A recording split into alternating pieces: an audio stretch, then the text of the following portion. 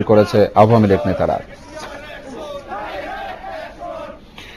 দক্ষ প্রোগ্রামার তৈরির লক্ষ্যে বাংলাদেশ ইউনিভার্সিটির আয়োজনে অনুষ্ঠিত হয়ে গেল কাজী আজহার আলী আন্তর্জাতিক প্রোগ্রামিং প্রতিযোগিতা। ধারাবাহিক আয়োজনের পঞ্চম বার্ষিকীতে দেশ বিদেশের 40টি বিশ্ববিদ্যালয়ের মোট 80টি দল অংশগ্রহণ করেছে। দিনব্যাপী আয়োজনের শেষে সেরা প্রোগ্রামারদের পুরস্কৃত করা হয়েছে। এমন আয়োজনে তথ্য প্রযুক্তি ক্ষেত্রে বাংলাদেশকে আরও এগিয়ে নিয়ে যাবে বলে মনে করছেন আয়োজকরা। বিপ্রজিৎ বাপ্পার রিপোর্ট।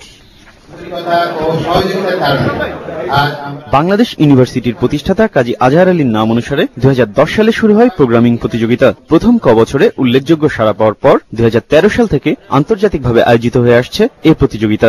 এবারের প্রতিযোগিতায় অংশ নিয়েছে নেপাল, জাম্বিয়া সহ বাংলাদেশের খ্যাতনামা বিশ্ববিদ্যালয়গুলো। আমাদেরকে একটা প্রশ্ন দেয়া হবে বা অনেকগুলো প্রশ্ন দেয়া হবে, সেটা অন দ্য স্পট আমি এবং আমার বাকি দুটো টিম মেম্বার মিলে সেই প্রবলেমগুলো সলভ করব। Contest itself has problems they are going to give us and we are going to solve them in our way. From Nepal, we really motivate.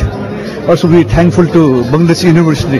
এই ধরনের আয়োজনের মাধ্যমে বাংলাদেশ একদিন তথ্য প্রযুক্তি খাতে অদ্বিতীয় হয়ে উঠবে, এমনটাই স্বপ্ন দেখেন আয়োজকরা। এখানে যারা বসা আছে, যারা প্রোগ্রামিং প্রতিযোগিতা করছে, তাদের দক্ষতা কাজে লাগিয়ে তবেই কেবল বাংলাদেশ ডিজিটাল বাংলাদেশ হতে পারবে। প্রতিযোগিতার উদ্বোধনীতে অংশ নিয়ে পল্লী উন্নয়ন ও সমবায় প্রতিমন্ত্রী মশিউর রহমান রাঙা বলেন, বর্তমান সরকার তথ্য প্রযুক্তি উন্নয়নে ব্যাপক কর্মসূচি হাতে নিয়েছে। আজকে নেপাল আমাদের থেকে এগিয়ে নেই, ভারতও আমাদের থেকে এগিয়ে নেই। আমি মনে করি 1 বছরের মধ্যে আমরা পৃথিবীকে দেখিয়ে দিতে পারবো যে তথ্য প্রযুক্তি এই বাংলাদেশি সবার আমরা সফটওয়্যার কিংবা আমরা আরো অনেক কিছু আমরা বিদেশে আমরা সাপ্লাই করতে পারবো।